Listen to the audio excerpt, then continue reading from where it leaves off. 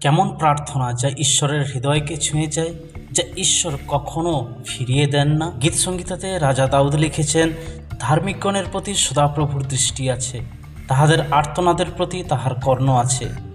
ধার্মিকেরা ক্রন্দন করিল, সদাপ্রভু শুনিলেন, তাহাদের সকল সংকট হইতে তাহাদিগকে উদ্ধার করিলেন। সদাপ্রভু ভগ্নচিত্তদের নিকটবর্তী, তিনি চূর্ণমনাদের পরিত্রাণ করেন। ধার্মিকের বিপদ অনেক, কিন্তু সেই সকল হইতে সদাপ্রভু তাহাকে উদ্ধার করিবেন। বাইবেলে এমন তিনজন ব্যক্তির প্রার্থনা, যাদের প্রার্থনা ঈশ্বর ফিরিয়ে দেননি, যাদের প্রার্থনার উত্তর ঈশ্বর দিয়েছিলেন।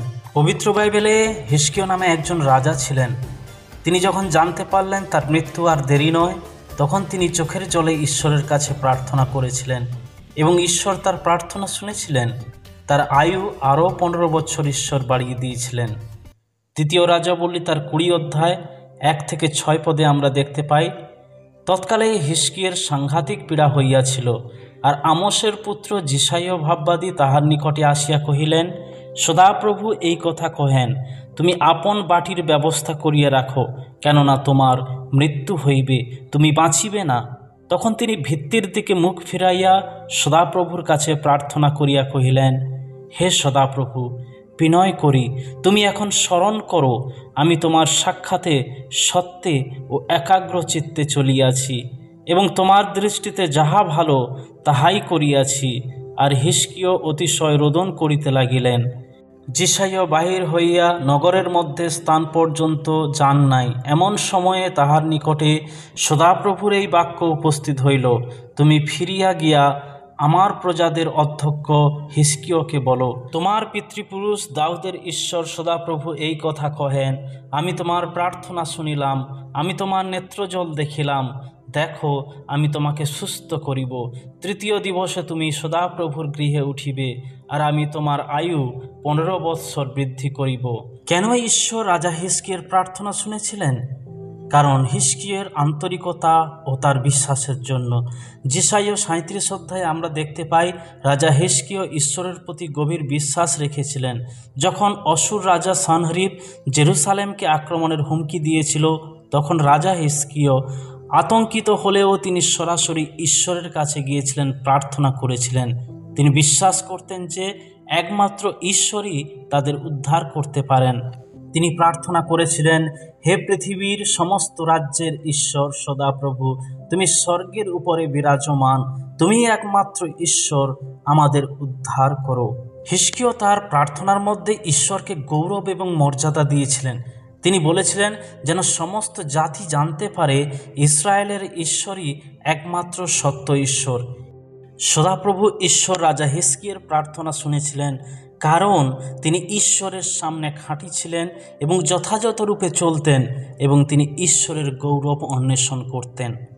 বাইবেলে আমরা আরও একজন রাজার কথা শুনি, যিনি ঈশ্বরকে ভীষণ ভালোবাসতেন এবং ঈশ্বরের হৃদয়ের কাছাকাছি একজন মানুষ ছিলেন। কিন্তু তার জীবনের একটা ভুল তাকে গভীর সংকটের মুখে দাঁড় করিয়েছিল। রাজা দাউদ বাথশেবার সাথে যৌন পাপে লিপ্ত হয়েছিলেন এবং ছলে তার স্বামী উরিয়াকে হত্যা করেছিলেন। ভাববাদী নাথন এসে যখন রাজা দাউদের সামনে তার পাপের ভয়াবহতা তুলে ধরেছিলেন, তখন রাজা দাউদ বুঝতে পারলেন তার অপরাধ এবং তিনি ঈশ্বরের কাছে ক্ষমা প্রার্থনা করেছিলেন। গীত সংহিতা 51 সেই কথাই বলে, হে ঈশ্বর, তোমার দয়া অনুসারে আমার প্রতি কৃপা করো, তোমার করুণার বাহুল্য অনুসারে আমার অধর্ম সকল মার্জনা করো, আমার অপরাধ হইতে আমাকে নিঃশেষে ধৌত করো, আমার পাপ হইতে আমাকে সূচি করো, কেননা আমি নিজে আমার অধর্ম সকল জানি এবং আমার পাপ সতত আমার সম্মুখে আছে। তোমার বিরুদ্ধে, কেবল তোমারই বিরুদ্ধে আমি পাপ করিয়াছি, তোমার দৃষ্টিতে যাহা কুৎসিত তাহাই করিয়াছি। অতএব তুমি আপন বাক্যে ধর্মময়, আপন বিচারে নির্দোষ রহিয়াছ। এসব দ্বারা আমাকে মুক্ত পাপ করো, তাহাতে আমি শুচি হইব, আমাকে ধৌত করো, তাহাতে আমি হিম অপেক্ষা শুক্ল হইব। আমার পাপসমূহের প্রতি মুখ আচ্ছাদন করো, আমার সকল অপরাধ মার্জনা করো। হে ঈশ্বর, আমাতে বিশুদ্ধ অন্তঃকরণ সৃষ্টি করো, আমার অন্তরে সুস্থির আত্মাকে নতুন করিয়া দেও। তোমার সম্মুখ হইতে আমাকে দূর করিও না, তোমার পবিত্র আত্মাকে আমা হইতে হরণ করিও না। ঈশ্বরের গ্রাহ্য বলি ভগ্ন আত্মা, হে ঈশ্বর তুমি ভগ্ন ও চূর্ণ অন্তঃকরণ তুচ্ছ করিবে না। গীতসংহিতা 51 দাউদের একটি গভীর অনুতাপের প্রার্থনা, যা তিনি করেছিলেন যখন নাথন নবী তাকে বাথশেবার সাথে পাপ করার বিষয়ে সতর্ক করেছিলেন। এই গীত থেকে আমরা কিছু গুরুত্বপূর্ণ শিক্ষা পাই। সত্যিকারে অনুতাপ কিভাবে প্রকাশ করতে হয়। দাউদ কোনো অজুহাত দেখায়নি, তিনি নিজের পাপ স্বীকার করেছিলেন। তিনি নিজের পাপকে না লুকিয়ে তিনি প্রকাশ করেছিলেন ঈশ্বরের সামনে। তিনি পাপ স্বীকার করেছিলেন, ঈশ্বরের কাছে ক্ষমা চেয়েছিলেন। আর তাই ঈশ্বর রাজা দাউদের প্রার্থনা শুনেছিলেন এবং তাকে ক্ষমা করেছিলেন। এবং তারপরেই রাজা দাউদ হয়েছিলেন ঈশ্বরের হৃদয়ের একজন কাছের লোক। পুরাতন নিয়মে আরও একজন ঈশ্বর ভক্তের প্রার্থনা আমরা দেখতে পাই, যার প্রার্থনা ঈশ্বর শুনেছিলেন, পরিত্যাগ করেননি, আর তিনি ছিলেন হান্না। প্রথম শমূয়েল তার প্রথম অধ্যায়ে আমরা হান্নার কথা জানতে পারি, যিনি নিঃসন্তান ছিলেন আর সন্তানহীন থাকার জন্য তার অন্তর, তার মন অত্যন্ত ব্যথিত। আর তাই তিক্ত প্রাণ নিয়ে ঈশ্বর সদাপ্রভুর কাছে প্রার্থনা উৎসর্গ করেছিলেন। লেখা রয়েছে, আর হান্না তিক্ত প্রাণ হইয়া সদাপ্রভুর উদ্দেশ্যে প্রার্থনা করিতে ও অনেক রোদন করিতে লাগিলেন। তিনি মানত করিয়া কহিলেন, হে বাহিনীগণের সদাপ্রভু, যদি তুমি তোমার এই দাসীর দুঃখের প্রতি দৃষ্টিপাত করো, আমাকে স্মরণ করো ও আপন দাসীকে ভুলিয়া না গিয়া আপন দাসীকে পুত্র সন্তান দেও, তবে আমি চিরদিনের জন্য তাহাকে সদাপ্রভুর উদ্দেশ্যে নিবেদন করিব।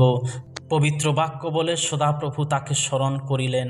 তাহাতে নিরূপিত সময়ের মধ্যে হান্না গর্ভধারণ করিয়া পুত্র প্রসব করিলেন। আর আমি সদাপ্রভুর কাছে ইহাকে যাচনা করিয়া লইয়াছি, এই বলিয়া তাহার নাম শমূয়েল রাখিলেন। ঈশ্বর হান্নার প্রার্থনা শুনেছিলেন। তার পেছনে কয়েকটি গভীর আত্মিক কারণ আছে, যা আমরা প্রথম শমূয়েল 1 অধ্যায়ে দেখতে পাই। হান্না গর্ভধারণ করতে না পারার জন্য অত্যন্ত ব্যথিত ছিলেন। তিনি ঈশ্বরের সামনে কাঁদছিলেন এবং মনের গভীর থেকে প্রার্থনা করেছিলেন। আন্তরিকতার সাথে তিনি তার দুঃখ কষ্ট ঈশ্বরের কাছে বলছিলেন। ঈশ্বর বাইরের শব্দ নয়, হৃদয়ের কথা শোনেন।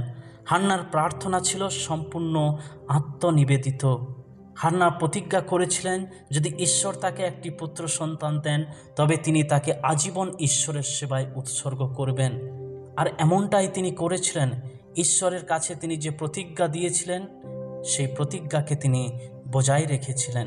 হান্না বিনয়ী হয়ে ঈশ্বরের কাছে প্রার্থনা রেখেছিলেন। তিনি আশা করছিলেন, তিনি ঈশ্বরের কাছে দাবি করেননি। হান্না তার প্রার্থনার পরে শান্ত মনে চুপচাপ তিনি ফিরে গিয়েছিলেন। তিনি আর বিষণ্ণ মুখে ছিলেন না। তিনি জানতেন তার প্রার্থনা ঈশ্বর গ্রহণ করেছেন এবং তার উপরে তিনি আশা রেখেছিলেন, অপেক্ষা করছিলেন। প্রিয় বন্ধুরা, বাইবেল থেকে আমরা এই 3 জন ব্যক্তির প্রার্থনা দেখলাম, যাদের প্রার্থনার উত্তর ঈশ্বর দিয়েছিলেন। তাদের প্রার্থনা ভিন্ন ভিন্ন প্রকৃতির ছিল, কিন্তু তাদের এই প্রার্থনার মধ্যে কয়েকটি গুরুত্বপূর্ণ বিষয় ছিল, যেগুলো আমরা অনুসরণ করলে ঈশ্বর আমাদেরও প্রার্থনার উত্তর দেবেন। প্রথমত, তাদের প্রার্থনা ছিল নম্র ও ভগ্ন হৃদয়ের প্রার্থনা। গীতসংহিতা 51 তার 17 পদ বলে, ঈশ্বরের গ্রাহ্য বলি ভগ্ন আত্মা, হে ঈশ্বর তুমি ভগ্ন ও চূর্ণ অন্তঃকরণ তুচ্ছ করিবে না। দ্বিতীয়ত, তাদের প্রার্থনা ছিল খাঁটি বিশ্বাসে ভরা প্রার্থনা। যাকব 1 অধ্যায় 6 পদে লেখা রয়েছে, কিন্তু বিশ্বাস সহকারে প্রার্থনা করো, কোনো সন্দেহ ছাড়াই, কারণ যে সন্দেহ করে সে সাগরে ঢেউয়ের মতো, যাকে বাতাস এদিকে সেদিকে ঠেলে দেয়। যে প্রার্থনা বিশ্বাসপূর্ণ প্রার্থনা হয়, ঈশ্বর সেই প্রার্থনার উত্তর দিয়ে থাকেন। তৃতীয়ত, পাপ স্বীকার ও ক্ষমা চাওয়ার প্রার্থনা। আমরা দাউদের ক্ষেত্রে দেখেছি, তিনি ঈশ্বরের কাছে ভগ্নচূর্ণ হৃদয় নিয়ে তার পাপ ক্ষমা নিবেদন করছেন। তাই যোহন তার প্রথম পত্রে 1 অধ্যায় 9 পদে লিখছেন, আমরা যদি আমাদের পাপ সকল স্বীকার করি, তবে তিনি বিশ্বস্ত ও ধার্মিক। তিনি আমাদের পাপ ক্ষমা করবেন এবং সমস্ত অন্যায় থেকে আমাদের শুদ্ধ করবেন। সত্যিকারের অনুতাপ থেকে আসা প্রার্থনা ঈশ্বর কখনো ফিরিয়ে দেন না। সেই সাথে তাদের প্রার্থনা ছিল ঈশ্বরের ইচ্ছার সঙ্গে সামঞ্জস্যপূর্ণ। প্রথম যোহন 5 অধ্যায় 14 পদ বলে, এটাই সেই আত্মবিশ্বাস যা আমরা তার কাছ থেকে পেয়েছি। যদি আমরা তার ইচ্ছা অনুসারে কিছু চাই, তিনি আমাদের শুনেন। যে প্রার্থনা ঈশ্বরের মহৎ উদ্দেশ্যের সাথে মেলে যায়, তা তিনি গ্রহণ করেন। সেই সাথে তাদের প্রার্থনা ছিল কৃতজ্ঞতা ও ধৈর্যের প্রার্থনা। প্রার্থনার উত্তর পেতে হলে ধৈর্য ধরতে হবে এবং ঈশ্বরকে কৃতজ্ঞতা জানাতে হবে। তাই সাধু পৌল ফিলিপিয় মণ্ডলীকে লিখেছেন, কোনো কিছুর জন্য চিন্তা করো না, বরং সব কিছুর জন্য প্রার্থনা ও বিনতির মাধ্যমে ধন্যবাদ সহকারে তোমার অনুরোধ ঈশ্বরের কাছে তুলে ধরো। যে প্রার্থনায় কৃতজ্ঞতা থাকে, যে প্রার্থনার মধ্য দিয়ে আমরা ঈশ্বরকে মহিমা দিই, আমরা ঈশ্বরের প্রতি কৃতজ্ঞতা প্রকাশ করি, ঈশ্বর সেই প্রার্থনা শোনেন এবং সেই প্রার্থনার উত্তর তিনি প্রদান করেন।